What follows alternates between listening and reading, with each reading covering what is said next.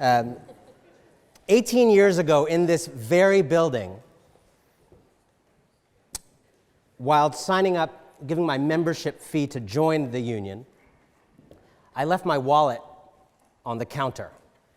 My fault. I left, realized sometime thereafter I lost my wallet.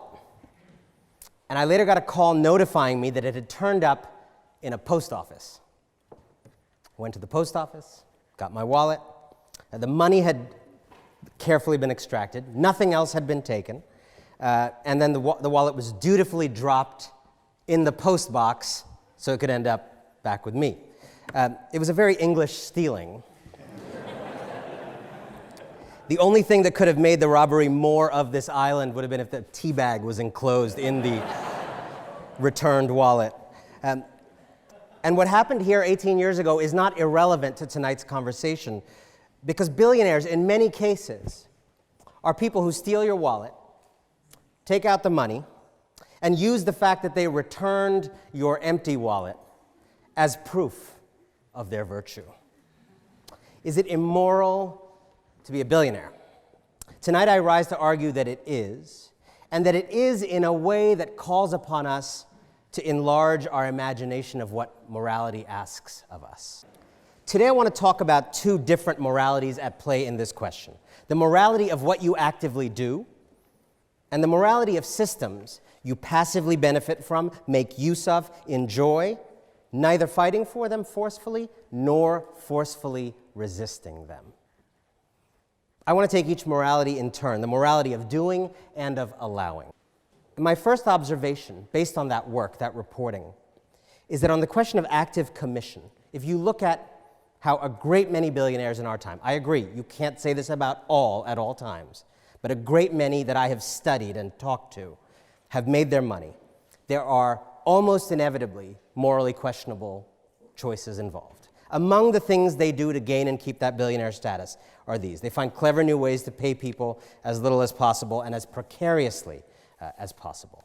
They avoid taxes illegally and illegally, with trillions hiding offshore, as we've heard tonight. They lobby for public policies that don't benefit the public interest, in fact, cost the public interest, but enrich them. They form monopolies that asphyxiate competition. They cause social problems to make a profit: obesity by selling sugary drinks, the opioid crisis by selling OxyContin, the housing calamity by speculating in dodgy mortgages, climate change by selling fossil fuels, and then use philanthropy, some of the spoils of dubiously gotten wealth, to whitewash not just their reputations, but to actually create the ability to keep doing what they are doing, actively doing on an ongoing basis.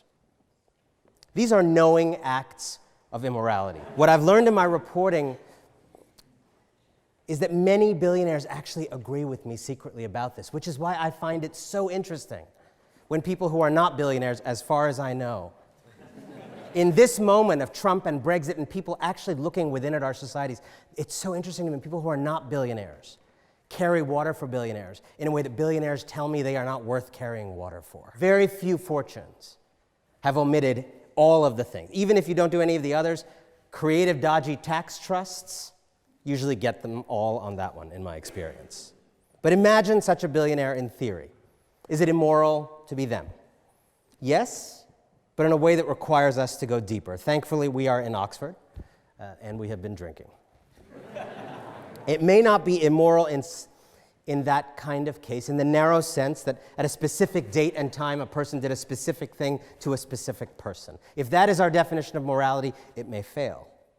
It is immoral in the sense that they are complicit in a system that is unjust, that gives them a near monopoly on the fruits of progress, that allows them to hoard the future itself, and they enjoy this system, knowing its flaws. They get rich off this system, aware of its cruelties, and by failing to fight to change it, and often using a little bit of giving to burnish the system's image. They are, I believe, complicit in that profoundly immoral system. These are hard questions that call for a holistic understanding of morality that holds people responsible, not only for what they actively do, but for what they allow to be done when they have the power and voice to say no, to refuse to go along, to speak truth about a bad system, and actively choose not to. Tonight, I want to get away from the money. The money is not actually what is relevant in talking about this debate motion tonight, because actually it's about who we are as people. I believe that it is a person's actions. It's nothing to do with the money they have that determines their morality. It's not what a person has, but what a person does. So first of all, let's think about a guy in our college. He's a great guy. He does fundraising, he does RAG, he raises money for charity. He works in a coffee shop in the summer holidays and he tithes his income, which I'm sure as esteemed members of this house, you all know what that means. So he already gives money away. In fact, he is such a great guy. And I remember, in fact, let's call this guy Brian. In fact, he's the guy who's going to go around at the end of tonight and pick up these pieces of paper. That's what he's going to do. You know what? He is, in the words of President Trump, a great guy. Great guy. People like him bigly. So, let's say tomorrow morning we open up the Charwell. I assume the Charwell newspaper is still going strong. The Charwell newspaper, and we open it. Great coverage of that amazing event at the Billionaires debate last night at the Union. It's a picture of Brian. Turns out he's a billionaire. Brian the billionaire. This great guy, Brian. So do we change our view on him now? Is he less moral somehow? Oh, he's nodding, so interesting. But I don't think so. I don't think actually our judgment on Brian had anything to do with him being a billionaire. I mean, my next point is, what is he going to do with his money? That is an important question. Okay, so money does give you freedom to make choices. It reduces potentially the constraints upon you so that you can do more. So you have more choices, you can achieve more. But I would say we all have choices. We all make those choices each and every day. It's not about the money, it's about the choice. And money also, the more money you have, the more resources that you have. On to this gentleman's point over here. It's true. It's like oil into... Ooh. Is that champagne resources or something? We are at the Oxford Union. So, yeah. So the money is resources, as we can hear, and it's like oil going into an engine. So the more oil that you have, the more you can fill up the engine, the more efficiently it could run. In fact, once you've filled up your engine, you can go on to others. You can get their engines to work better, more efficiently. Everybody's working better, it's more efficient, it's great, the resources are being used up. Fantastic. But I would argue that money is not the only resource. We all have resources that we can use to be moral. I mean, we all have resources. Money is just one of them. And it is not the money in and of itself that determines whether we are moral. Finally then, my final point is actually to get onto the word of billionaire.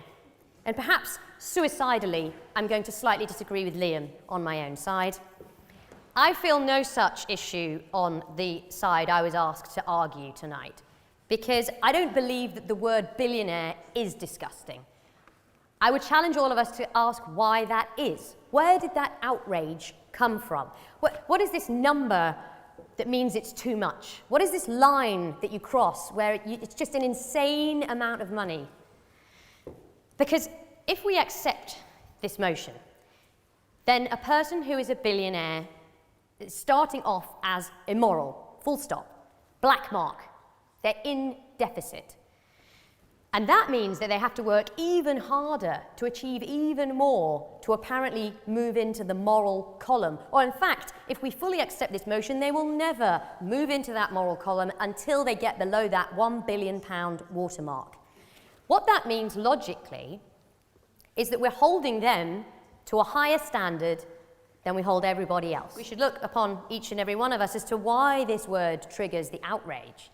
And I would say one big part of this is a sin we all are guilty of, and that is envy. We look at the billionaires and we say, how dare they? How dare they buy all those yachts before they decide to give their money away? How could they even consider that yacht when they could have been building an orphanage or some kind of hospital? But we should catch ourselves when we make this judgment. So yes, it is immoral to be a billionaire in the way that virtually every plutocrat I know goes about their pluting. And yes, it is immoral as well to go along with a system that keeps you on top and locks so many others out of a decent life if you do nothing concerted and self-threatening to change it. But above all, it is immoral for all of us. And that, to me, is what this proposition is actually about. It is immoral for all of us, for the society, to make choice after choice that prioritizes the existence of billionaires over the existence of decency and dignity for all. So, to recap my 3 points there, we didn't judge Brian on his money, but on his actions. Money does give you choices and resources, but we all have choices and we all have resources.